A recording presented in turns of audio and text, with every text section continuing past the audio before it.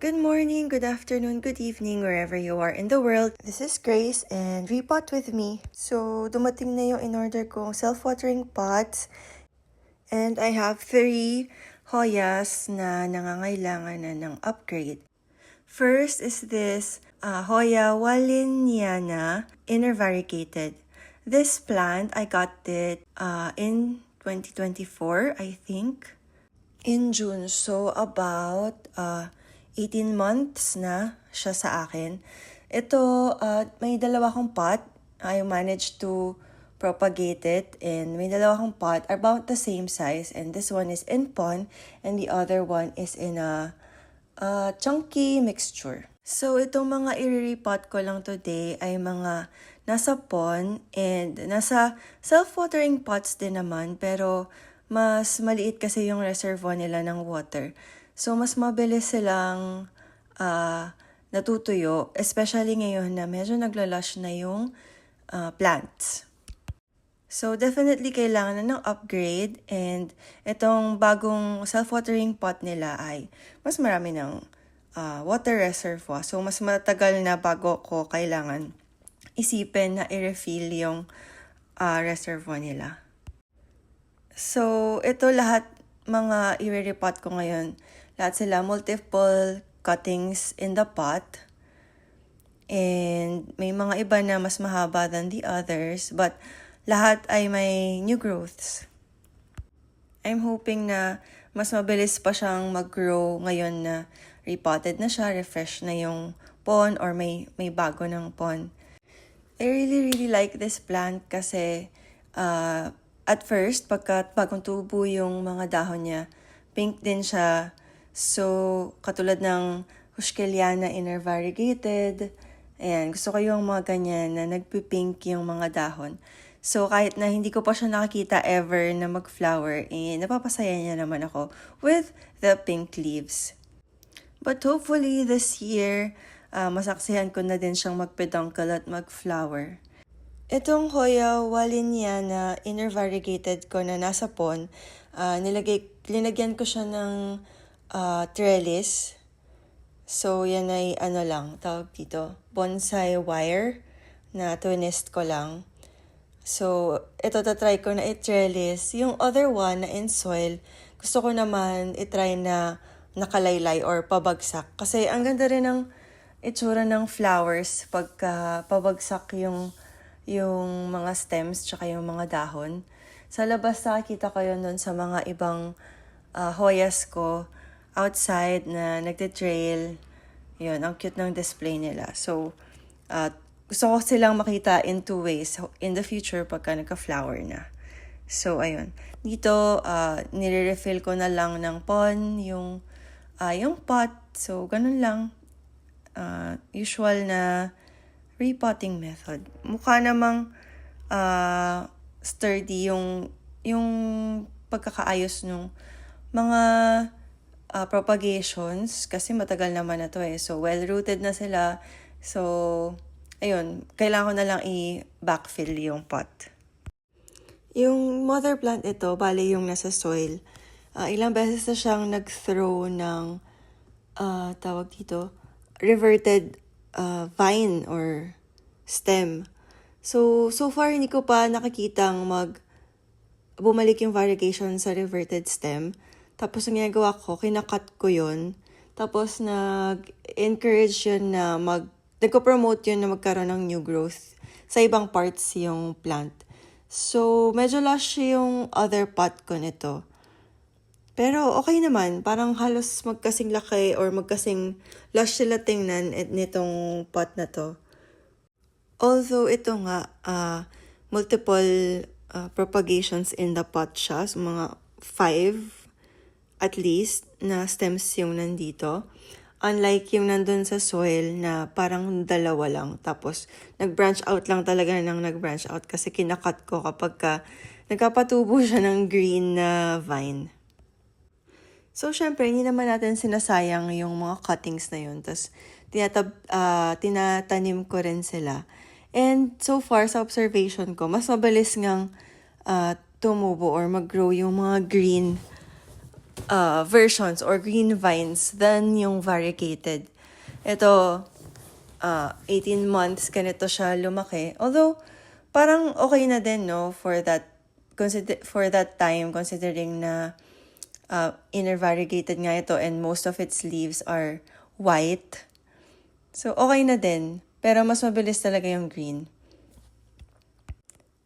Nung naghahanap ako nito, actually yung sabi ng seller, wala silang for release. So, okay. Nagbayad na lang ako ng mga ibang hoyas.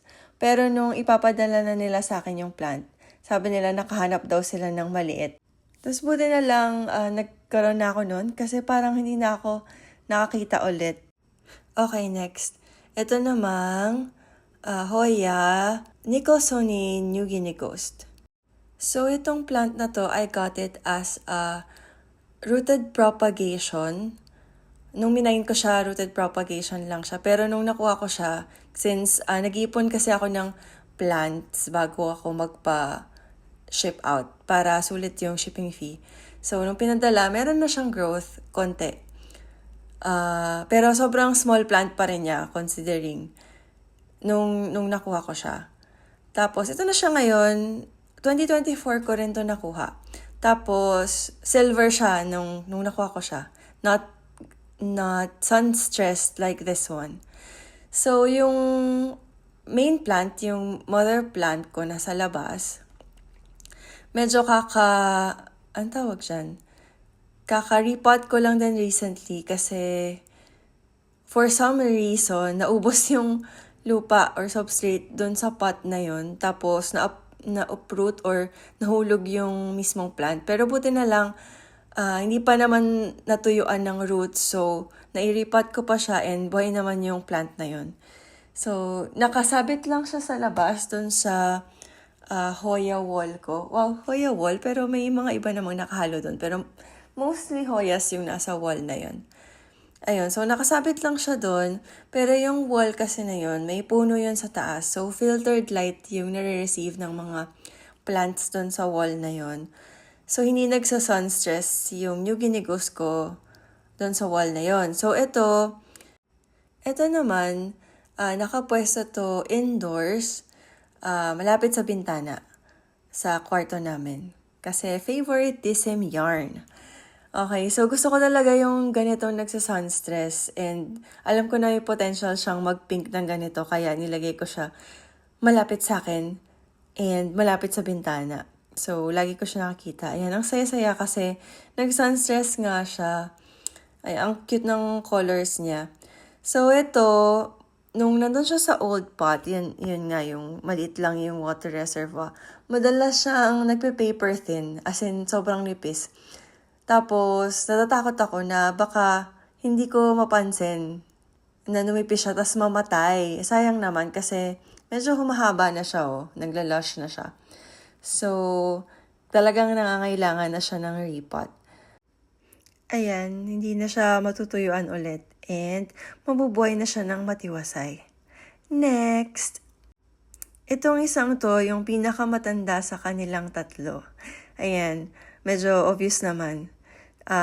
Ililink ko sa baba yung humble beginnings nitong plant na to kasi sobrang nagsimula ako sa like a few nodes lang. So ito, isa sa mga unang Hoyas na nabili ko nung nag-start ako maging interested sa Hoyas in December 2023. So hindi ko lang to basta isa sa mga first Hoyas but also isa sa mga first plants na nagkaroon ako. Marami na rin tong pinagdaanan.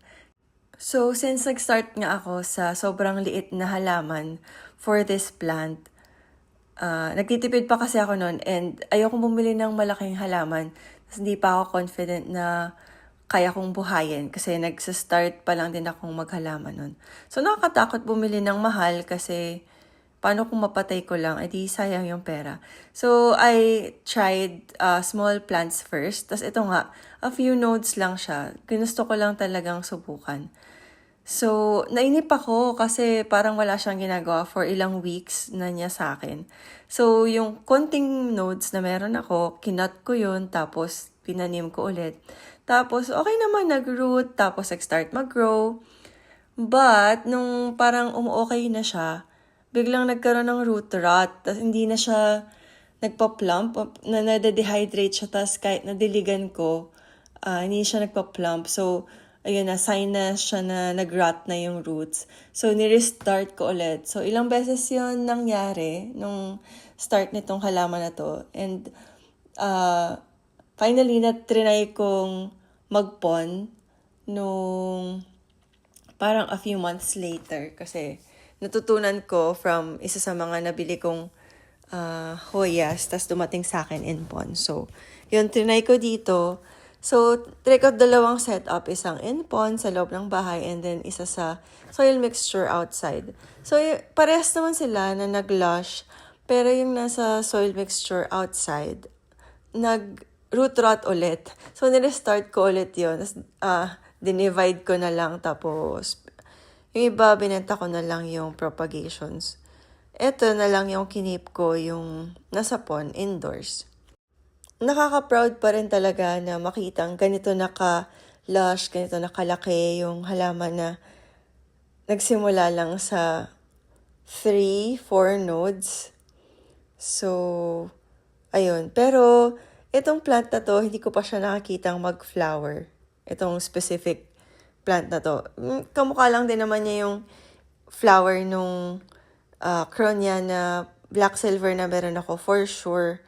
Pero this one, hindi ko pa siya nakitang mag-flower. Hopefully, makita ko na siya. Sobrang haba na to. For sure, established na rin talaga siya. Very well rooted. And medyo multiple propagations in the pot rin to eh. So, ayun, sana isa sa mga to at least mag-flower na soon. Pero, hindi ako sure kung ayaw niya bang mag-flower indoors. Pero meron na kasi akong mga Hoyas na nag-flower naman indoors eh. So, sana hindi naman yun problem. So, this one, medyo malapit to dun sa New Guinea Ghost, kung saan sila nakapwesto sa kwarto. So, obviously, hindi siya nagsa-sunstress, but I like it for its silvery leaves. Yan, sobrang mistisa niya. Magkatabi sila nung Cronia na black silver sa taas kasi ang ganda ng contrast ng color nila with each other. Makikita mo how silver this one is and how black or dark yung other one. Kahit na yung black silver ay nag-fade, yung pagka-black over time, darker pa rin talaga siya compared to this one. And this one, very light, parang minty green yung parang base color niya. Ayun. Okay ba talaga sila ng vibe? So, ayan na, no, nahihirapan na akong itayo yung trellis kasi hindi stable yung alambre na ginamit ko para itayo yung, ang tawag dito, yung ring na ginawa ko. DIY ko lang yung ring na yan. Umili lang ako ng parang bamboo rings online. Hindi ko maalala kung Shopee or Lazada. Tapos, nirap ko lang with jute string. So, ngayon, nag-backfill lang tayo ng konti para lahat ng roots ay maitago sa substrate and walang naka-expose para hindi sila matuyo. Medyo nag-struggle na talaga ako dito na ayusin yung halaman, especially ngayon na tinanggal ko na yung wire nung ring. So, ayan, inunravel ko na lang yung vine and merong isang sobrang haba. But the other ones, maikli lang. Ito lang talaga yung sobrang trailing. Tapos siya lang pala yung dinirap ko around. Tapos ayan, may naputol na part. Pero no worries kasi pwede naman natin i-propagate and lush pa rin naman yung plant. Ayan siya, ganyan kahaba, sobrang haba na. Ngayon ko lang nalaman kasi nga hindi ko naman yan ginagalaw sa taas. So ito na, nag-twist ako ng bagong wire para ikabit yung ring but meron ulit na putol or nabali na stem. So, okay, propagate natin ulit. So, ito lang, ikot lang natin ulit dun sa ring. Medyo tinaasan ko siya, parang meron siyang feet kasi humahaba na nga ito and kailangan natin ng mas malaking space. Ayan. So, itong pot na pinaglagyan ko ng Kroniana super silver, same size na to dun sa pot ng black silver sa taas. So, ayan, magkasing taas na sila. Marami na akong mas gustong Hoyas in terms of looks kasi nga gusto ko nga nagsa-sun stress. May bias ako dun. May bias ako sa inner variegated. Pero this one, marami kaming pinagsamahan kaya meron siyang sentimental value sa akin. Hindi ko to i-let go. May mga ilang Hoyas na ako na nilet go ko na okay lang kahit na wala akong ganong Hoya. So, binenta ko na lang para may mapasaya silang other plant parent. But this one, ayun, kahit nga meron na akong ibang mas gusto in terms of looks, I love this kasi marami akong natutunan dahil sa kanya. Natuto akong mag-propagate, natuto akong revive ng parang mamamatay na plant. Yan, madami kaming pinagsamahan. Meron ba kayong ganun? Plant na sa kanya nyo natutunan kung paano magbuhay, mag-propagate? Kwento nyo naman sa akin sa comments. Sa akin, Hoyas talaga and yung mga naunang Hoyas na binili ko, yun talaga yung parang naging ginipig ko. Sila yung pinag-eksperimentohan ko kung anong gagawin, kung paano mag-propagate. Tapos parang konting growth pa lang, gugupitin ko na kasi, ayun, gusto ko nga maging lush agad. Kasi nag-start talaga ako sa super maliliit na plants para marami akong matry. So ngayon, sobrang confident ko na one node cuttings. Well, ganun na rin naman talaga yung ginagawa ko nung start kasi, ayun nga, sayang pagka masyadong mahaba yung node, tas mamamatay lang kasi hindi kayang isupport nung stem, yung buong plant kasi, ayun nga, wala pa siyang roots. So, one node cuttings tayo. So, ganun lang din yung gagawin ko dito sa naputol. Chinop ko sila into one node cuttings and ilalagay ko sila dito sa old pot. Tapos, i-refill ko na lang ulit ng bagong pond. So, hayaan ko lang to. Nabuhay naman yung mga iba ko before. So, iba-backfill ko lang ulit para mas stable yung mga cuttings and mas stick sila in place. So, ayun na. Done na for our chore for today. Kung umabot kayo dito, salamat sa pakikinig sa mga chika ko and thank you for growing with me. See you next time!